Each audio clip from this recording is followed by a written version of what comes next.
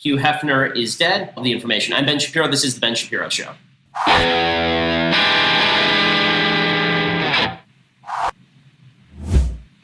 Okay, so I want to start by talking about Hugh Hefner because Hugh Hefner's death is apparently a deep cultural moment. The obituaries are just endless. The New York Times ran a 3,300-word obituary about a guy who's mostly famous for putting boobs in a magazine, which is pretty incredible, who lived the life of a Saudi oil sheik, but occasionally published John Updike and Norman Mailer, and therefore, I guess, his entire life was just roses and nothing but. We'll get to all of that. And as you may have noticed, I don't abide by this rule that when someone dies, we have to pretend they were awesome. So I'm going to talk about the good, the bad, and the ugly, and what Hugh Hefner meant to culture, and what we should take away from that. I was going to begin with Trumponomics, but it's more fun to talk about Hugh Hefner, right? I mean, this is why Hugh Hefner is a cultural figure, because we have to pretend that Hugh Hefner was a forward-thinking genius of the culture instead of basically a purveyor of pornography. Now, none of this is to say that he doesn't have a First Amendment right to push his pornography. I mean, he did have a First Amendment right to push his pornography, although I think there actually is a fairly decent argument under the First Amendment that the First Amendment was not supposed to cover obscenity. Like, I don't think that John Adams and James Madison were sitting around in 1789 thinking to themselves, you know what we really need to protect? Hugh Hefner with the money shot. That's what we need to protect, right? What Robert Bork argues in his book talking about the First Amendment is that the First Amendment was essentially enshrined to protect political speech. That was the goal. But let's assume that we're going to take a libertarian position on the First Amendment. Better that government should not regulate any of this than that government should regulate the wrong stuff. So let's say that all this stuff is protected. Now the question becomes, was Hugh Hefner's business good for the world, or was it kind of bad for the world? So what I've seen a lot of in the obits today is focus on the stuff that is not Hugh Hefner's core business, right? I've seen a lot of focus on the fact that he supported civil rights, which is great, terrific. You know who else supported civil rights? Rosa Parks. You know what she didn't do? Pose nude, right? So this idea that Hugh Hefner is somehow culturally important because of civil rights is not the case. Okay, let's be real about this. Hugh Hefner is famous because he was an old perv. Okay, he was a perv from the time that he was young, and he was a perv when he was super old, and became a parody of himself. He didn't become a different human. He wasn't different at 30 than he was at 91. He's the exact same person. He never changed, and that's why it was so ridiculous watching him try to live the life of a 30-year-old swinging bachelor when he was 91 and somebody had to milk his prostate for him.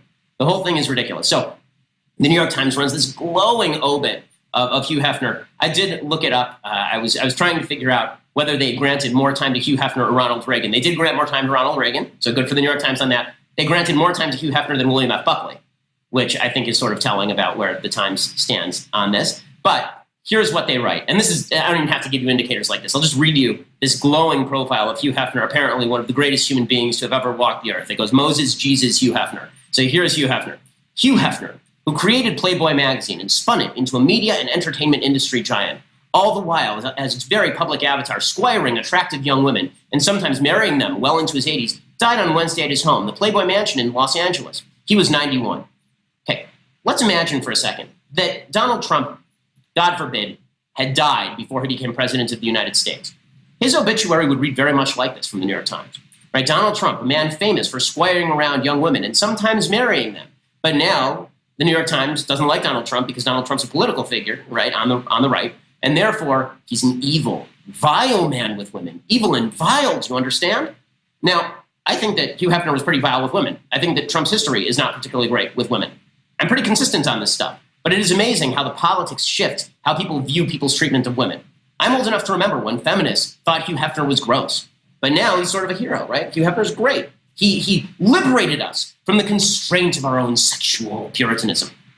First of all, the arrogance and self-aggrandizement of the 1960s generation, feeling that they are the first animals. Like, there's nothing new here. And treating it as though there was some sort of grand movement forward because Hugh Hefner put boobs that men like in magazines and then slapped a John Updike article between the boobs. Like, this is always the joke about Playboy, right? He'd put these kind of highfalutin essays in the middle of money shots of 18-year-old girls. And then it was like, ooh, isn't he a sophisticate? Isn't he a sophisticate now? Wouldn't he have been more of a sophisticate if he just, I don't know, published John Updike? Like, maybe the only way he thought he could get people to read Updike was to put it between the boobs, but I'm pretty sure that the main point of Playboy was the boobs and not the John Updike. And he was just trying to facilitate his own fame and reputation for being a sophisticate by publishing highfalutin essays. There's no difference between Playboy and Hustler magazine except for the essays and this bizarre cultural impression that Hugh Hefner was somehow a force for tremendous good while Larry Flint is just a smut purveyor. Anyway, here's what the New York Times continues to write. Before I get to, I want to say that you want to watch how America has evolved. Don't look at Hefner. look at the feminist take on Hefner. So the feminist take on Hefner in the 1960s was that Hefner was somebody who was helping to objectify women, which was 100% true. And then the feminist take became, he's empowering women. He's giving women the opportunity to do what exactly? Disrobe in front of men if they see fit. And this is empowering. Okay, like women always had that power because men have lizard brain and we like naked women. I mean, like, I don't understand why this is like a very difficult concept. And then it turned into, no, he's a cultural hero because he empowered women.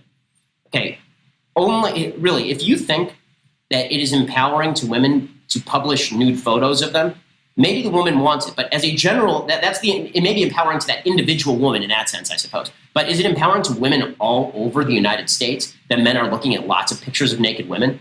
If you think that's the case, I would recommend you talk to a man one time, like this many times.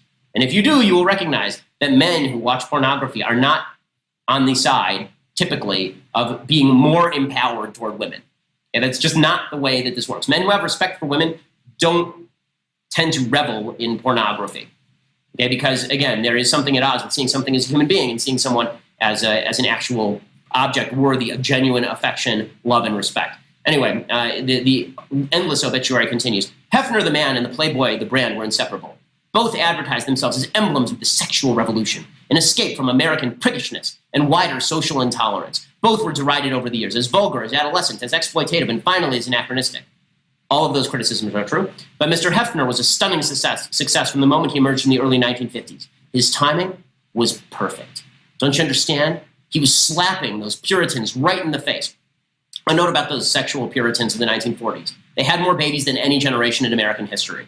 They knew what sex was.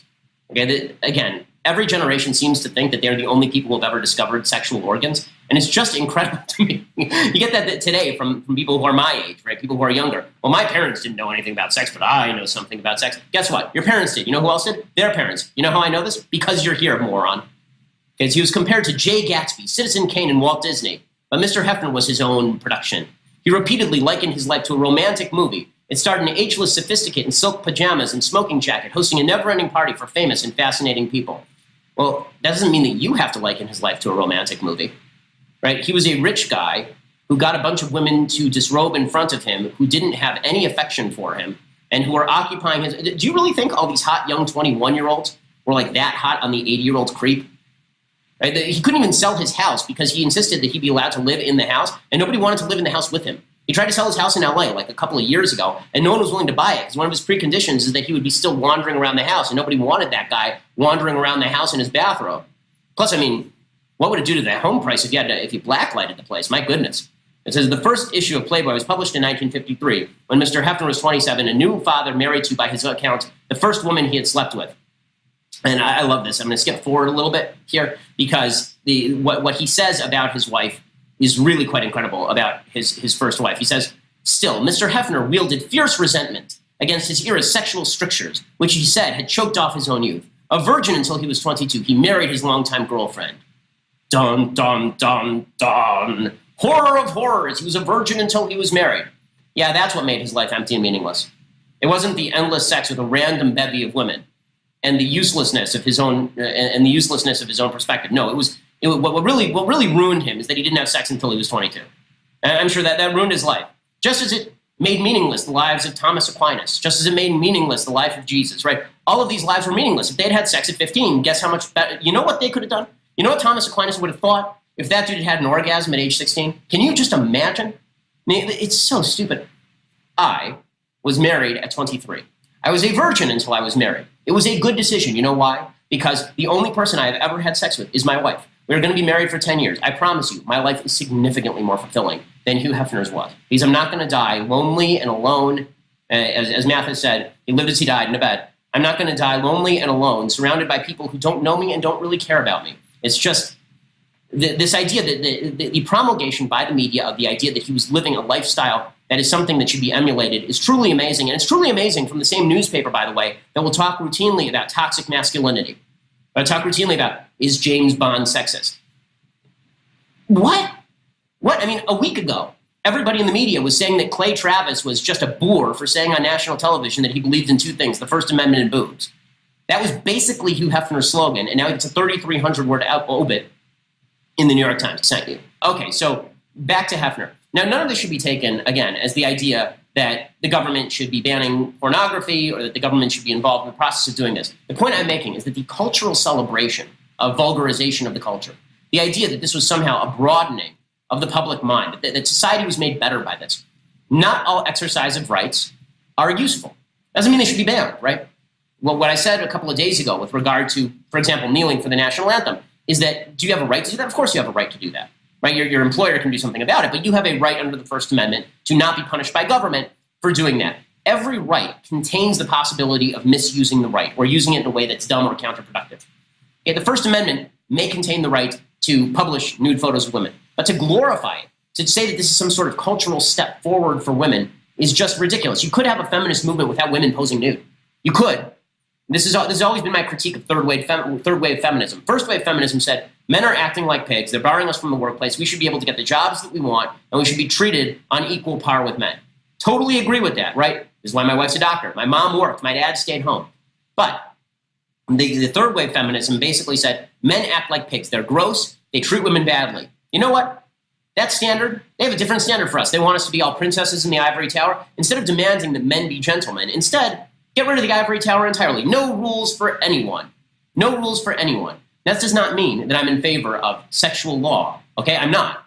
Again, I think the government is really bad at promulgating this sort of thing, but I am in favor of social standards that actually instill virtue. This is why I'm in favor of people going to church, why I'm in favor of you instilling virtue in your children. You want to have a happier life? Live a virtuous life. This has become very controversial of late, that virtue and happiness are connected. But the ancients never thought that. In fact, Aristotle connected virtue with happiness. The definition of happiness was living in accordance with virtue, which meant living in accordance with your purpose. Unless you think your purpose on this earth is to masturbate as much as humanly possible, Hugh Hefner was not a man driving you toward virtue. He was not a man who was helping to instill virtue.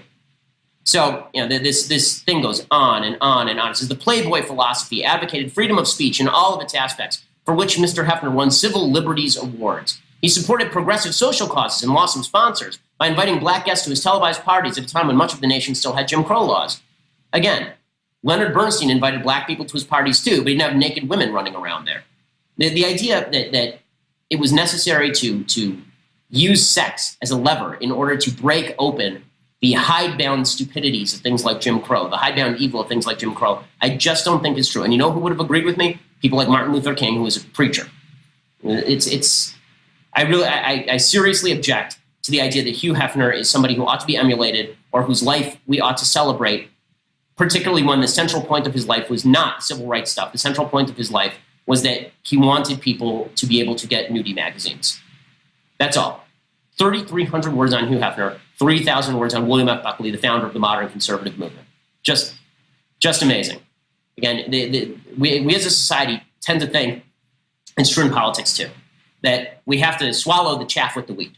We can't have, if you want Republicans to or conservatives to be in the White House, then it has to come through Donald Trump. If you want to win the culture war, then you have to go along with the vulgarization of the culture. I don't think that's true. I don't think that's true. I think you can fight for good things without utilizing bad methods and without embracing bad things. I think you can fight for civil rights without embracing the idea that men should treat women like disposable objects, and when they age out of their beauty, then you just throw them by the side of the road, which is Hugh Hefner's entire ideology. Okay, so enough about Hugh Hefner. He is wherever he is today. I'm sad for him that I think that he wasted his life. I'm not going to make any bones about that. I do think that he wasted his life because I think he obviously is a very bright guy who could have done a lot more to make the world a better place than promulgate the idea that promiscuity was virtue. And he didn't do all bad things. He did some good things. But when you see somebody who does good things and does bad things, you just wish they had done a lot more good things and a lot fewer bad things. But I want to talk